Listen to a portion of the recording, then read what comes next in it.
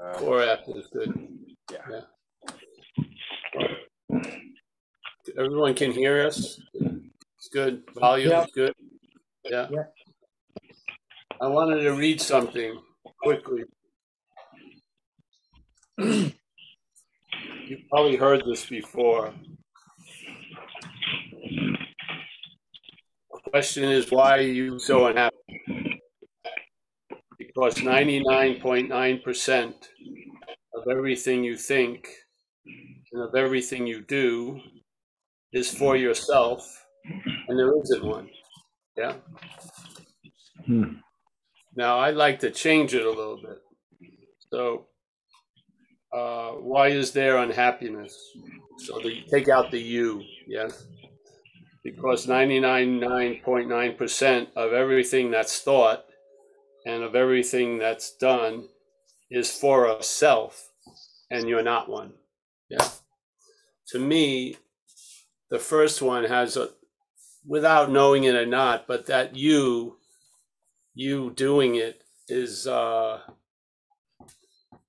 sense of the you that's doing stuff is one of the senses that works for not seeing shit. Yeah. Because who wants to be thinking they're doing this? Who wants to think they're thinking 99% and 99.9% of the thoughts I'm thinking is about me that I'm not? I mean, that's just piling on, yes?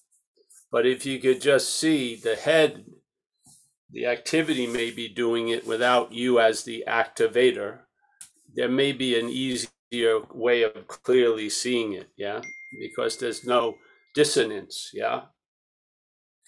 Yeah, because obviously the you that you're not doesn't want to find out that it's not, obviously.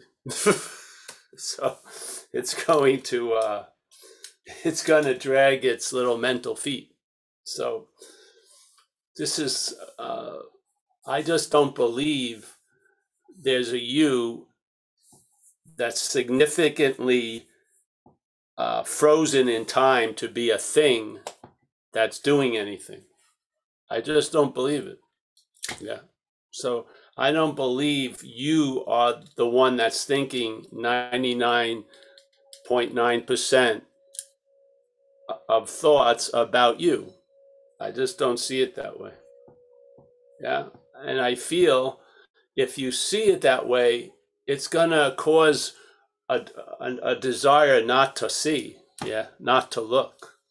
Yes, because it's another burden of cosmic responsibility we'd like to avoid, wouldn't we? As that small little you. But when you see it as not something that you're the source of, or volition or free will, and you can see it as mechanical, it brings a certain relief, I feel, yeah? Because the burden isn't on you to now to turn those thoughts around and to be about something else. The burden isn't on you at all, yeah? It's on where I think the stuff is coming from, which is the mental processes, yes? And because you're not a mental process, I feel you can actually look pretty clearly at it, yeah?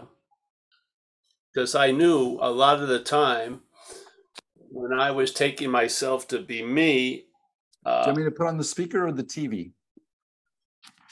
Yeah, when I was seeing that activity of selfing to be me, it moved me not to really want to know that much. Maybe I wanted to know a lot about you and the drugs I was taking and shit like that, but there was really an agenda not to keep a lot of shit cloudy in a sense.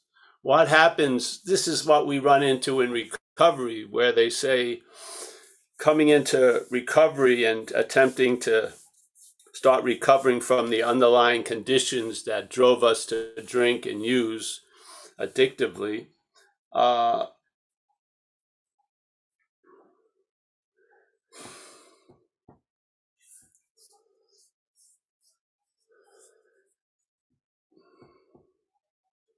most of your drive was to avoid it, to avoid seeing that.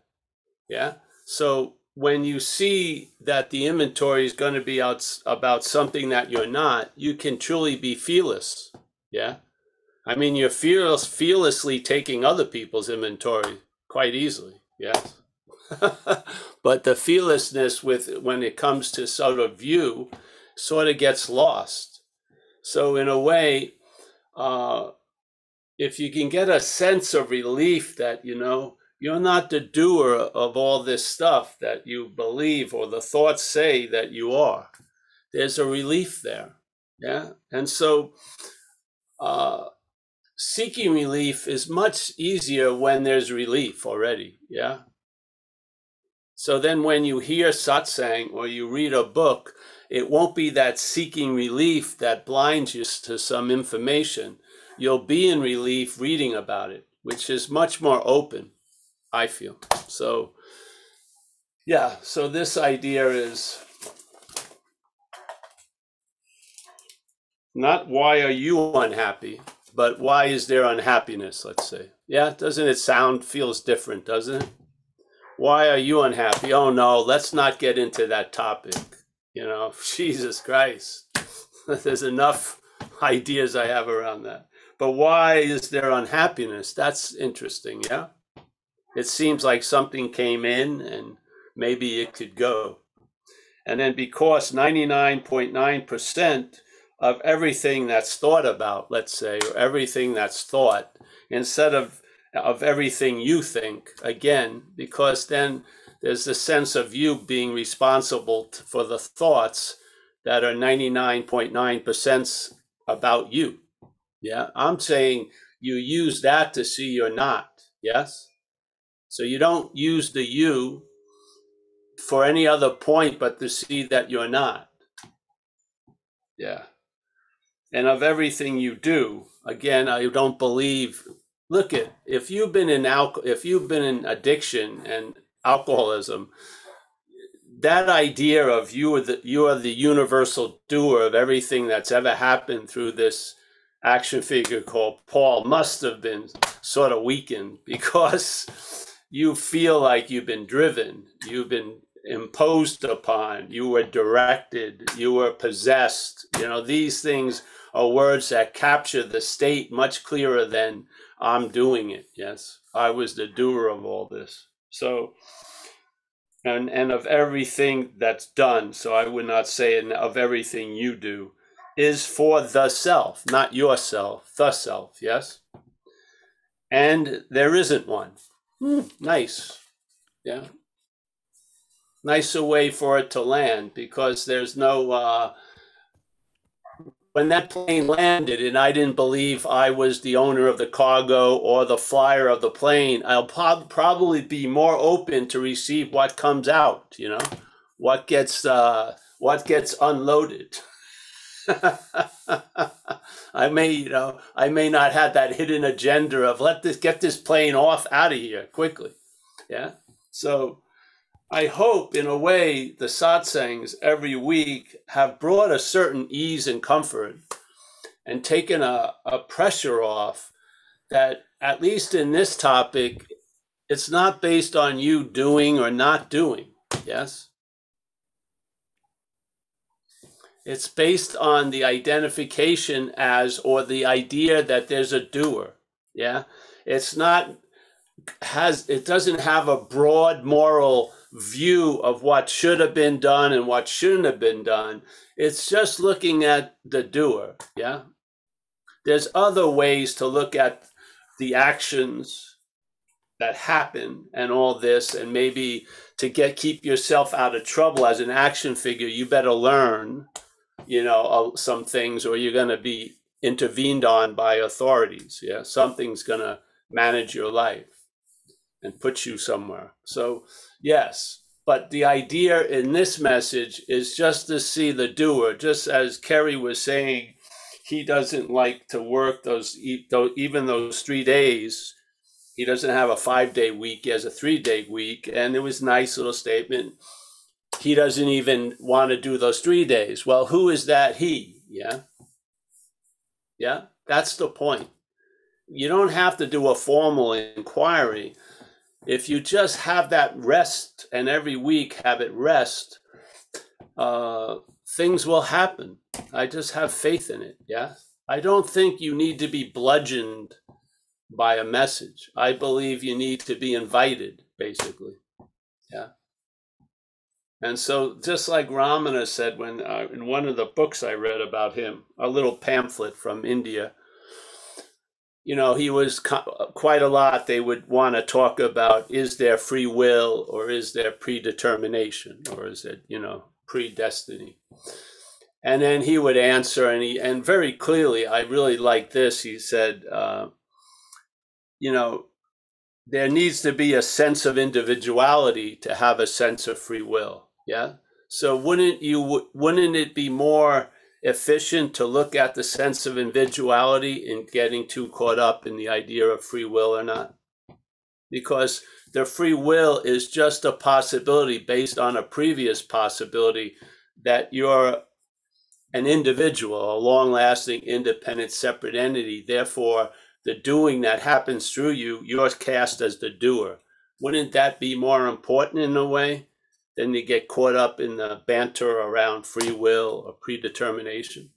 And then he basically says the only value these questions have is to see who's having the question. Yeah, who's asking the question. Isn't that beautiful? So he immediately takes the light off of the topics and puts it on the supposed subject. Yes? Hopefully that's what happens here, almost as if it's automatic. So we just bounce right back to that which is before the presupposed subject. Yes? And then there'll be a loss of interest in all the very interesting topics that the head loves to go into. Yeah? You'll lose interest in it. You will. I mean, you can have fun, but the import of great meaning will be erased. Yes, you'll see the real value is what's in what's before. Yeah, not coming to a conclusion through the act of questioning to a point of an answer, but that which is before the questioner. Yes. And I feel if you get airlifted through satsang and dropped in that neighborhood, you'll recognize your own home there. You will. Yeah. I have faith in it. I do. All you got to do is get in the vicinity. Things will look familiar to you. There'll be a sense of, wow. And then, yeah, you're on to something. Yes. And then when you believe you've left the neighborhood, the arriving back in the neighborhood will come faster, yes, and there won't be as many obstacles to get back. And after a while, the fact every time you get back will be premised on having never left, yeah. And then suddenly you grow out of this illusory idea that you can be out of a moment, you can be disconnected, you can be connected, you can be this and you can be that, which is the antics of experience. You can have an experience of being disconnected. Usually it's not even that, it's an interpretation. But let's say there's an experience of being disconnected. That experience does not make you disconnected, yeah? So you get weaned off of all these things that the mental state hangs its hats on. Yeah. Yeah.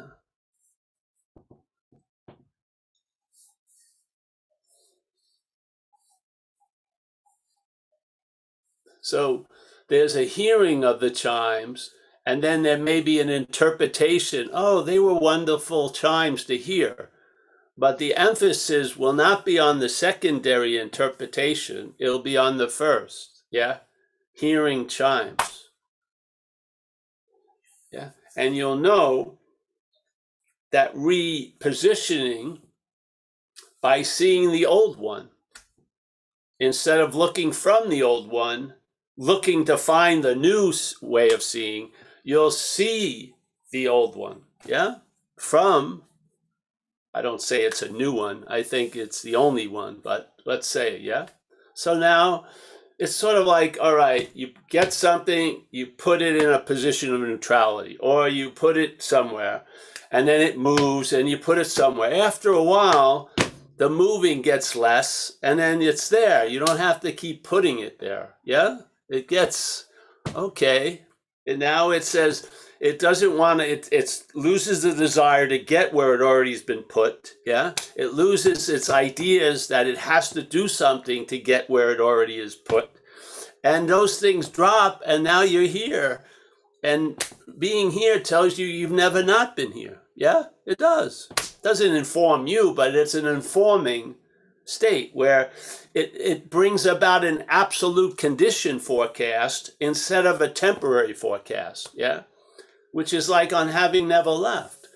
Having never left is not based on how long the trip was, how many layovers you had, how many, it's basically whatever trip, however it went, when you arrive, the lay is on having never left.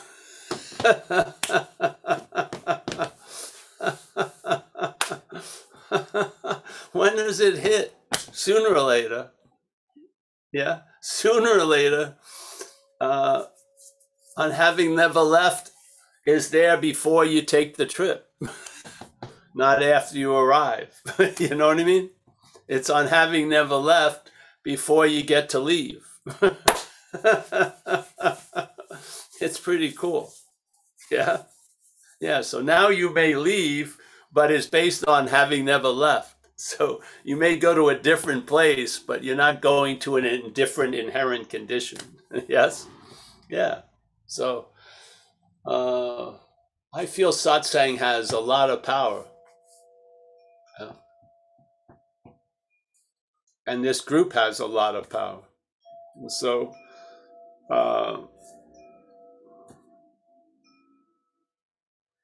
and you may not know what it's doing, but you'll find out. Yeah. So basically, instead of thinking you're 2,000s of miles away with a huge mountain range between you and your old neighborhood, you just, the first street you see reminds you, and then you're still in your neighborhood. Yes. Yeah. What happens? You chill out, you let go, whatever. Yeah. And then you enjoy the day instead of being obsessed with another day. Yeah. You enjoy it. And it builds on itself. Hearing chimes doesn't lead me not to want to hear chimes. Yeah. Hearing running water like a fountain or a stream doesn't lead me not to want to hear running water. I tend to love to hear running water. You know what I mean? Jumping in the ocean never led me to not to want to jump in the ocean. Yeah.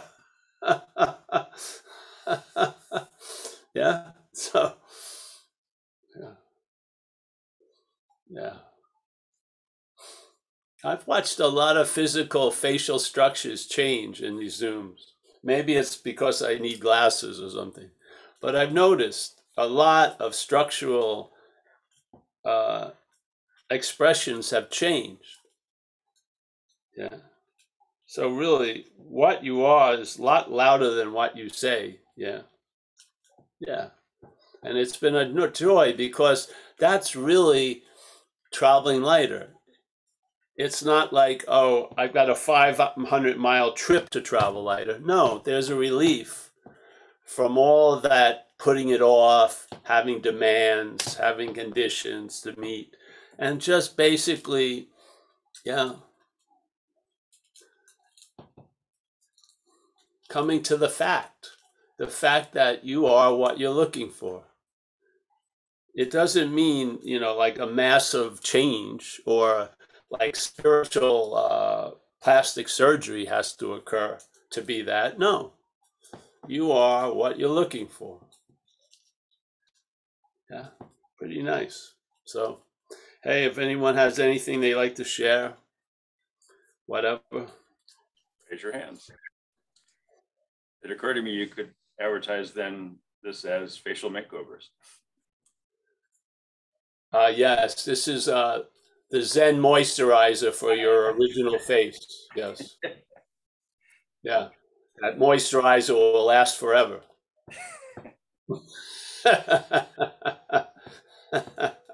Yes, your original face. You know, all those things are, let me read something from a book I've never really picked up, which is, I think it's familiar to some people, on having never left. Wow. So here, you will come to look upon, this is Huang Po. You will come to look upon all those eons of work and achievement as no better than unreal actions performed in a dream. That doesn't mean there's no joy in it all. It's beautiful, right? Do you ever see those Tibetan monks that they have a big production for 7 days?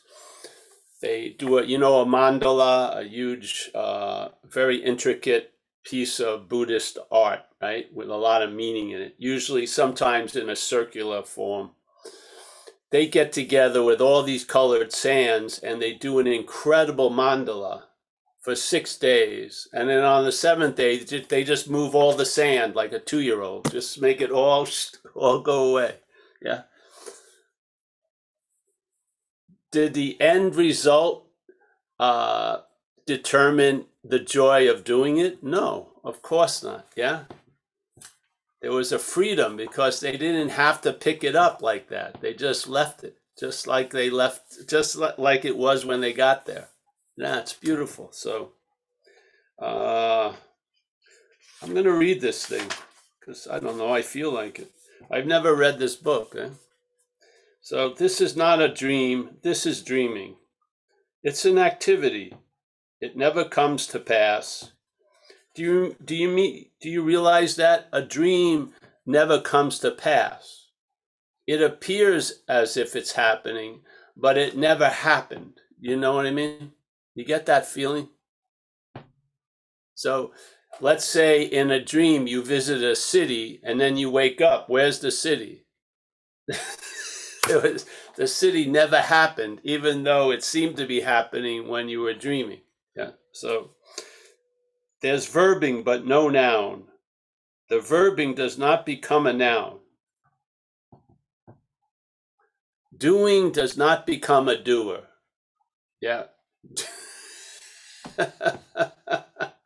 There's so much doing that a doer appears. No.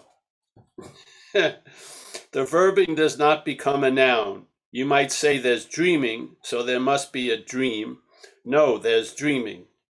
There's feeling, so there must be a feeler. No, there's feeling. There's seeing, so there must be a seer. No, there's seeing. The mental state becomes cognizant of the verbing, and it interprets the verbing to imply a noun. This is selfing, yes? This is what we call the term selfing. Suddenly, when the noun gets accepted, then it's the noun that's doing the verbing. And then all hell breaks loose, as some we say. This is the hell of duality. Subject, object, yeah. Doing, doer, all that. Seeing, seer. This is the magical heist, with the main ingredient being time. That which comes after, noun, is implied to be before. Conscious contact occurs, the mental state arises, claims to be the one in conscious contact, presents that one as the body, and then the verb is used to infer a noun. Suddenly, instead of just seeing, it's the seer. Seeing. Suddenly there's a seer and the seen, the hearer and the heard, the feeler and the felt, etc., etc. Now life is happening to me, the noun. You don't see it, it's unbelievably clear.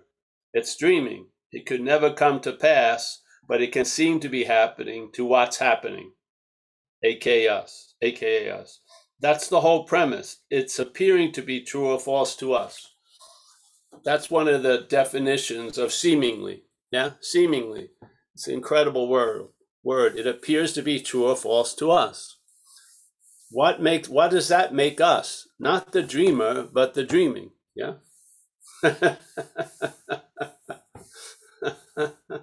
So yeah, anybody has anything to share? No hands up yet. All right, I'll read another chapter. Hold on. Let me see. let's see this thing. Yeah. All right. The glove. Oh no, we won't go there.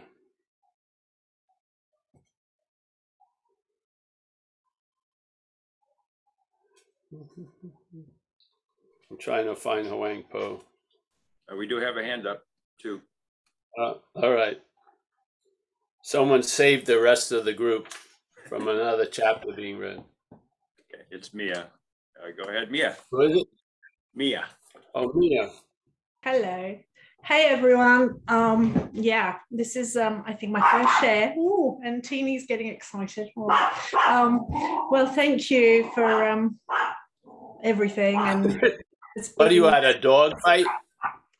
I don't know, she's probably, the mailman's probably outside, who knows what's going on. But yeah, no, the hat got me today because I lost my hat yesterday, seemingly, and it was found today in the middle of a road, run over and okay, and my friend returned it, and I'm like, oh wow, no, if ever I have to share, I have to say hello to everyone and say thank you. And you know, I've been fortunate enough to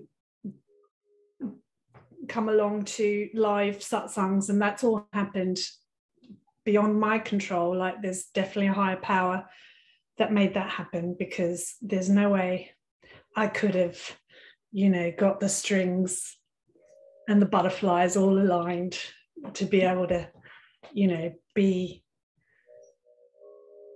able to do any of this. So thank you.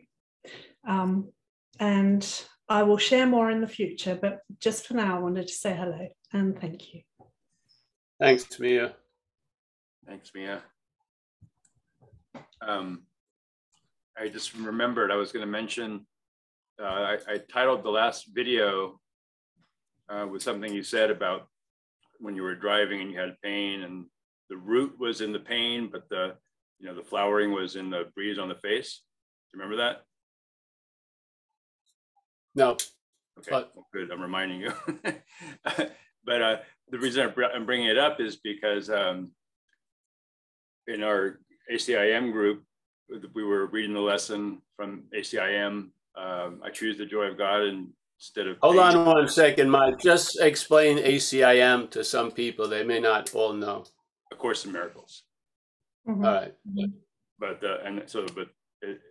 yeah, so there's a whole background as far as like the word choose and of course God, all that kind of stuff. But it just reminded me that the way you put it poetically, you know, there was an experience of pain. There's, you know, but the attention is not a victim of having to stay on pain.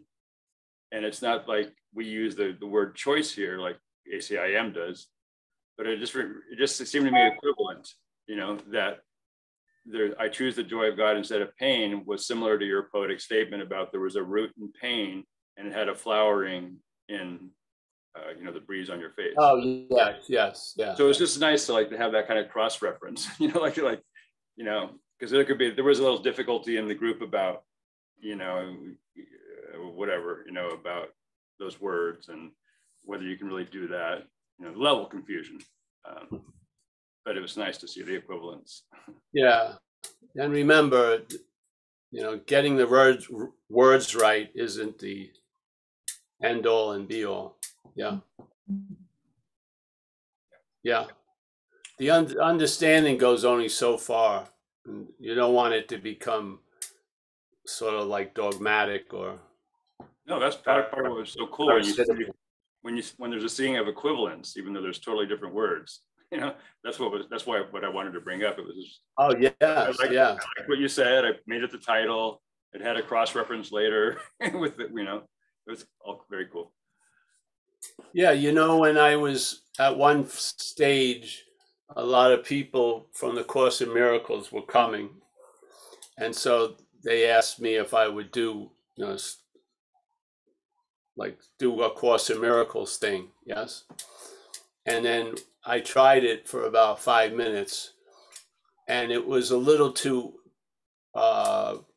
word cumbersome, and I felt we could get the same, as you said, feeling across in a much more dog shit level, so to speak. Yeah. Yeah. So then that was a very quick clarity. So I didn't attempt to, yeah, I tried it, found out, I think there's an easier way to put it. Yeah. Yeah. Yeah. Yeah. Yeah. Yeah, because to me, sometimes it's all right to feed some of the systems intellect and shit like that, but you don't want that to be the main meal in a way. It's a sense feltness that maybe words will try to formulate after it, but there's no words before it. Yeah, there's just a sense feltness, and maybe it'll try to find something that can sort of match how the senses. Yeah, and that's cool. But I would just stay on the point that the sense feltness is the key, so to speak. Yes. Yeah. Yeah. Like relief explained, and then just relief is different, quite different. Yeah. So I like the touchstone is relief, my feeling. And there's a relief before the need to have relief and shit. It's a different kind of relief without an opposite. Yeah. And yeah, I find that's before the page is turned or the next note is written and stuff. Or the next lesson. And then I love when then the note and the page has some of that scent in it. Yeah, to me, the scent, SCENT. Oh yeah, yeah. Well, in fact, yeah, when we do our group, that's what we all express, right? It's a different experience now. We're quite effusive about the difference. Yeah, there's a scent though. There's something that will like haunt the words, which is great. Yeah, but is not of the words, so to speak. Yeah, so yeah, it's cool.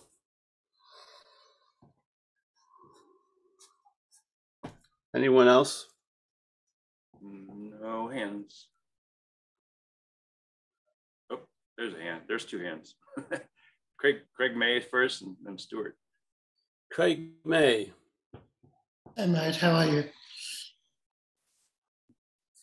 Paul, I just wanted to comment on what you started with tonight. I wanted to talk about how beautifully simple this message is. It's just so concise and simple. And the only thing that allows us to miss it is our faith in the mental activity. It's not so much the mental programming or it's our faith in it. Yes. It's our faith in it. When we lose faith in it, it becomes impotent. It doesn't have that juice which fuels it. So instead of the mental battleship firing off the torpedoes, you just get the little pop gun. Do you know what I mean? So it fires something off and it's just the little cork with the string, it just pops because it doesn't have the claws anymore. It can't get into you. So it just fires off another pop and it just falls off from the string. It's got no, it's lost its power. It's like Toto pulling the curtain on the Wizard of Oz, you know, when he can feel that he's losing control and he's fucking levering this and levering that and all of a sudden he's exposed. And the game's over. Do you know what I mean? And when you lose faith in that, faith moves. And I have faith in this message, bulletproof faith in it. I really do. And I think when reality has faith, it's like fucking game over. It's like checkmate. Do you know what I mean? Yeah. Yeah. I do. So, yeah. So the mental. Yes, the loss of interest. The loss of interest is the withdrawing of faith. Yeah. Big time. So when faith is withdrawn, there's a loss of interest. Yeah. Yeah. Yeah. And that's from seeing, basically. Yeah. You see what it does. You become aware. You become aware of things in a different way. You see, it's the same activity, but now in a very pronounced way. When you see the activity, it reinforces it's not you, where before it was used to reinforce that it is you. Absolutely. Yeah? That's the faith. It's that fundamental in duality. Yeah. So, of course, it's not one is better than the other, but we look at one and the other, and then there's no need to look at that which is neither. Yes, you'll find that out. Yeah. Yes. You don't have to look after the negation of the two. You don't have to look for what's there. Yeah. You find that out. Yeah. It's different. So we use one to see the other. Yeah. Before, seeing the activity would imply we were a one, and now seeing the activity with an understanding, you see that it implies that we are a one and we're not that one. Yeah, which is pretty cool. Yeah. If you want a constant reminder, what better than the activity of the head? I mean, it's going off all the time. If you could use it to, I mean, I think that's what non-duality does. It changes the road signs of the highway of life, basically. So instead of, Nirvana, 800 miles, it's like, yeah, I mean, it's just a rereading, a relettering of the signs. Yeah. Yeah.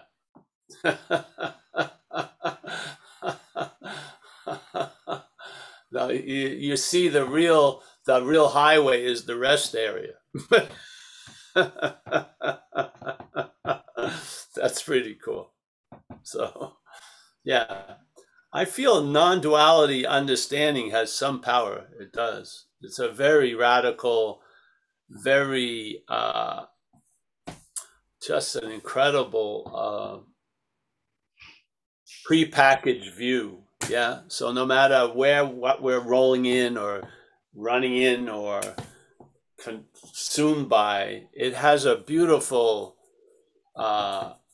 absoluteness because it doesn't fit around your situation. It just stands alone with being ourselves reality. I just it's just an impeccable understanding, really. I feel it. It's just because the more pronounced, the lighter the weight. Yeah. So I think because it doesn't go back. You don't rely on the understanding. It brings you back to reality, really, and then bringing back to reality really is based on having never left. So, effortless. Yeah, it's pretty. And then the faith, because that's what drives the mental, obviously. How could false evidence appear to be real unless there was faith in it? Yeah. I mean, faith is really, you can do stick figures, but what colors them in is faith. Yeah. So not your faith or my faith, like a force. Yeah. And it comes to all of us. Yeah, it surrounds all of us, and it can be directed through us. Yeah, as Jesus said, he talked about it a lot, supposedly, you know. If you have faith the size of a mustard seed, there'll be moving of mountains. Yeah. Well, I believe you do. Yeah. So what greater mountain do you want to move is the mountain that there is no mountain.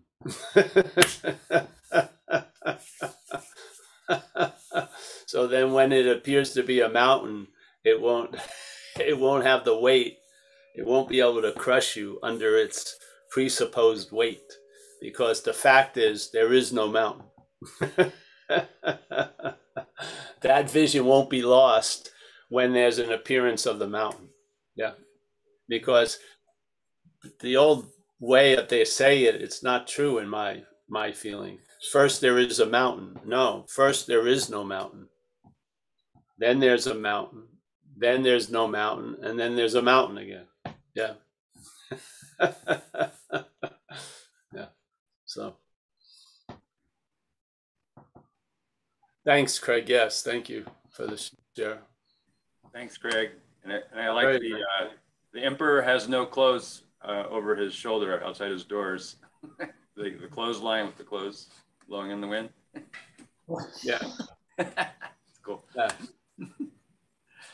Okay, and Stuart. It's Tuesday. It's Oz night. All right, Stuart. Oz night tonight. Yeah, I really don't have much to say in the sense. I was originally, well, I just want to say thank you for satsang, because I feel like it's gave me a greater sense of peace than what I've ever had in my life, and that's for sure. So there was that, but then I was thinking like, say the last 5 years or so, I spent all this time and thinking and looking at different ways of getting my body healthy, because I equated a healthy body with peace of mind and all this stuff. Put the body before the brain or whatever it is. But now I'm in a position now where it's like I'm so confused by the whole thing that I don't know what to eat, what's good for me, what's bad for me, just know nothing. But there's still a peace in that though, you know, there is. Yes. That's the piece of Kathleen, confused and happy. Yeah. Yeah, it just wouldn't have the foggiest. But I can laugh about it. Yeah. I know. Yeah. Nice to see you, Stuart. I'm so happy I've met you, and you've entered the community. Yes, very nice. Yeah.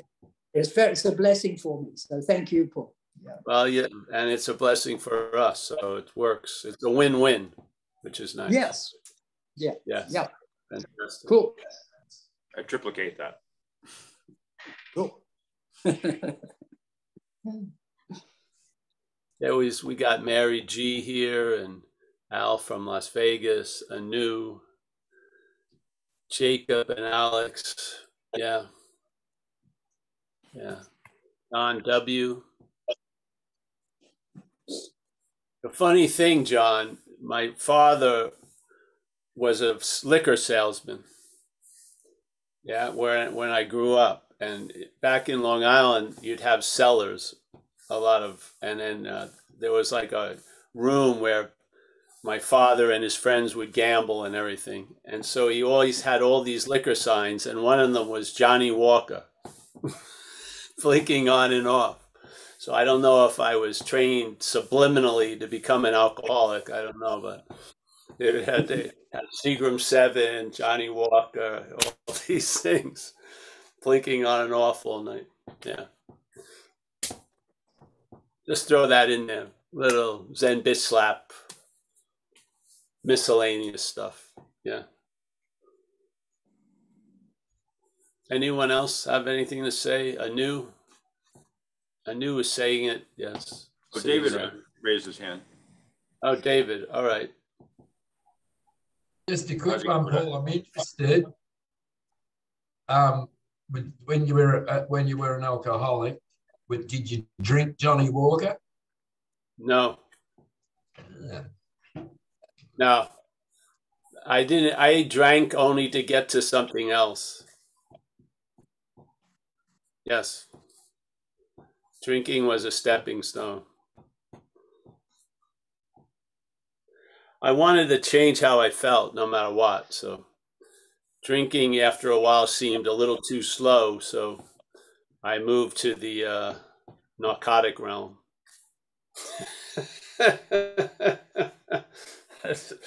That's simple. Yeah. It was all about efficiency and speed. That's what, not speed. I didn't like speed itself, but speed of effect. Yeah. It's funny. I was a smoker for about 25 years. I took up smoking when I was really young because the supermarket burnt down and my sister stole cartons of cigarettes. So that was my way into smoking. But I gave up smoking for about the last 5 or 6 years. And then about 3 or 4 months ago, I took it up again. I don't really know why I took it up again, just cigarettes. And it's actually, for want of a better way of saying it, it plays on my mind a bit. I get guilty and all this sort of bullshit around just smoking the cigarettes, you know. But yeah, some of us, as an action figure, the action figure responds well to abstinence. Yeah, you just don't introduce anything sort of new. It's sort of like having a house that's occupied with you and a big dog, and you tend to have the house up for yourself when the dog's asleep. You don't tease the dog every day. You just enjoy the dog's asleep, and yeah. So it matters what kind of character the action figure is, but in this case, abstinence was the key. Yes. I'm sorry, I'm forced abstinence.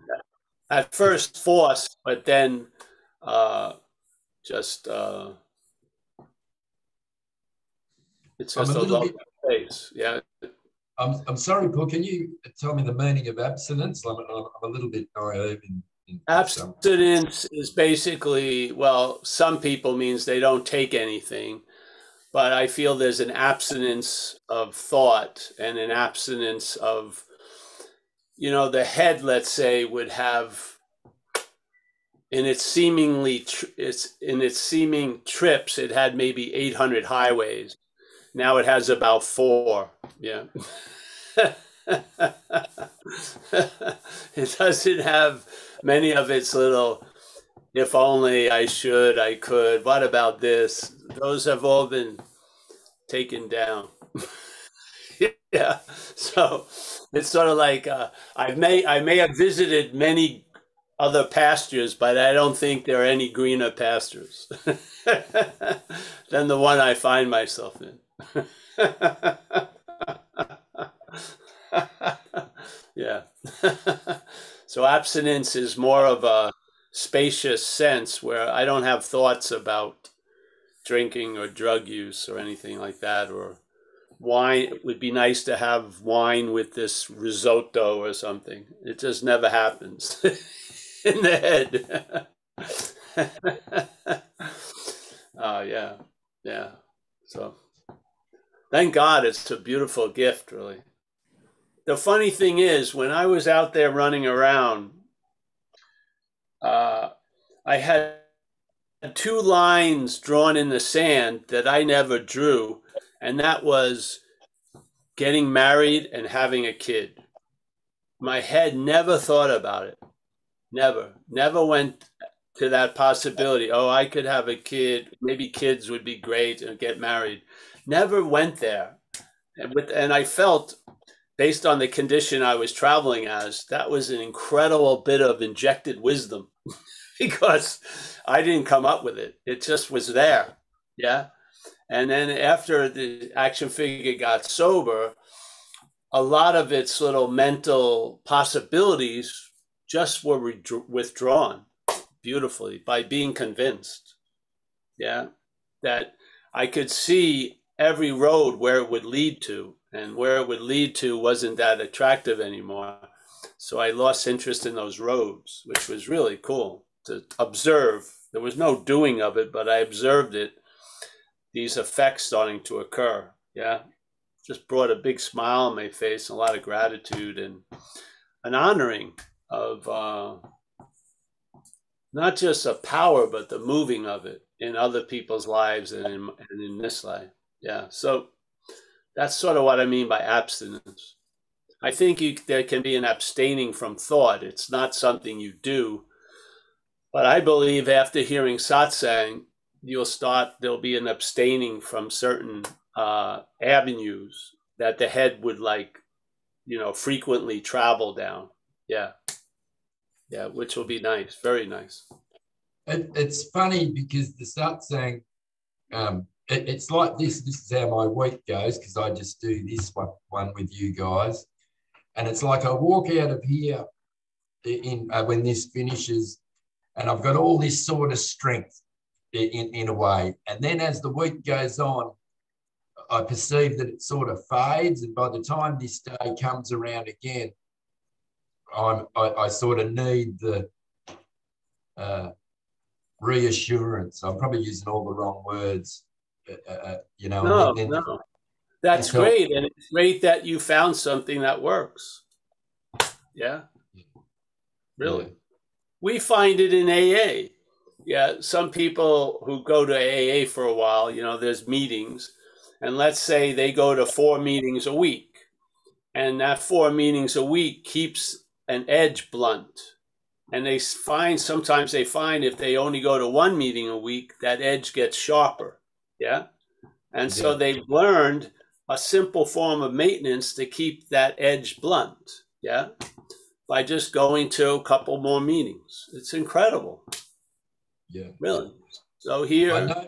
I know before it was your daylight savings and everything, and I used to come and do the Saturday ones as well, which is Sunday here. At the moment, I get up about 5 in the morning to do them. But I know, that sort of, when I was doing the 2 a week, it was even better. You know what I mean? There was that blunt, it dulled that knife even more sort of thing. Yeah. Yeah. So that's where the effects on the action figure is. So which is nice. I mean, what I used to do to blunt that edge usually got me arrested. So it's fucking great that that I have better skillful means in place. Yes. So yeah. And it's nice to know what sometimes you know what you need when it's been given. You have a sense of being balanced. So when you seemingly go off, you can note it. It's noticed. Yeah. And then, how easy would it be to, go to a satsang? I mean, it's pretty simple, man. So if it's like a miracle cure to the time and temporal ills that we come up with, far out. What the hell? Yeah. Jeez. Yeah. So thank you. Yeah. I mean, hallelujah that you find something that works. It's great. Yeah. Because I perceive that nothing else ever has. But anyway.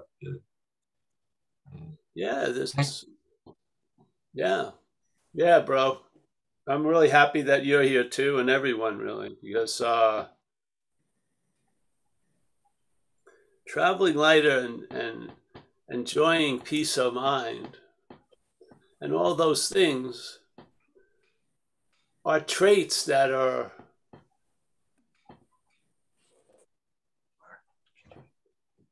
they don't have to be practiced. They have to just be responded to. Yeah. I mean, the peace of mind and stuff is available. It's a response to it. And like a lot of responses and shit, habits are formed. So now you're in the habit of being sober, let's say, or you're in the habit of not taking yourself so seriously, or you're in the habit of holding thoughts as thoughts alone, not yours. Yeah. And so it brings about an effect, which is traveling lighter. Yeah. Yeah. The action figure travels lighter, and the traveling lighter is not derived by or as the action figure. It's through. Yeah. It's something there's an allowance of that to occur, and you're not the cause of it as the action figure. So it produces like a sense of humility and gratitude, which is, I don't know, it's a nice posture to find the action figure in. Yes? Yeah. Yeah. Yeah. Yeah. Yeah. So it's funny. It's funny because I used to worry, believe it or not, that, oh, I don't want to get addicted to these satsangs and Paul Hedderman, you know, like that'd be just like purposely sitting down to meditate or whatever, you know. But now, like for months now, it's not as, I never feel like I sort of have to come here, or if I missed it, I'd be, you know, kicking myself or whatever. It just seems like a natural thing, sort of thing. I just come here, sort of thing. You know? Yes. It's a nice add-on. Yeah. Yeah. Yeah. Yeah. Thanks, Paul. Yeah. Thank you. Yeah. So, like, yeah. Yeah. Anyone else? Hey, Nina, how are you? Yes, one more hand. And I'm going to say that's exactly my story. It's like the only thing in life that I just was showing up at meetings and like going to meetings and never had to, never tried. It was totally different. But yeah, Anu has her hand up. Hi, Anu. Hey, Paul. Hey, Mike. This is just in regards to what you were saying about abstinence, and it kind of triggered the feeling that I realized I hadn't thought about tomorrow or yesterday for a while now. So just when you said that, so a lot of gratitude. Thank you. Yeah, there you go. Yeah. See, you don't know, you know,